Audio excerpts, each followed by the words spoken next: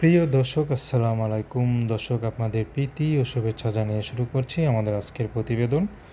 তো দর্শক, আজকে আমরা এক অসহায় মেয়ের গল্প তুলে ধরব, যার নাম হচ্ছে সালমা।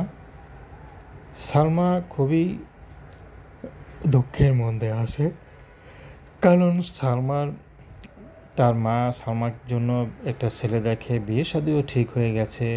কিন্তু যেদিন বিয়ে সেদিনই ছেলের বাবা টাকার জন্য সালমাকে বিয়ে করবে না বলে নাকচ করে দেয়। তো সালমার খুবই মনটা ভেঙে যায়, কারণ অভাবী ঘরে জন্ম। তার মা পরের বাসায় কাজ করে যতটুকু জমিয়েছিল তা দিয়েই ঘরটাকে সাজায় এবং সালমাকে বিয়ে দেওয়ার চেষ্টা করে। কিন্তু যৌতুকের টাকার জন্য সালমাকে আর কেউ বিয়ে করে না।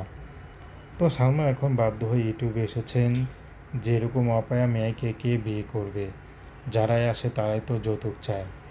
তো সালমা এখন বাধ্য হয়ে ইউটিউবে এসেছেন, যদি কেউ তাকে ভালোবেসে বিয়ে করতে চায়, সে যে বয়সে হোক, সালমা তাকে বিয়ে শাদী করতে রাজি আছে।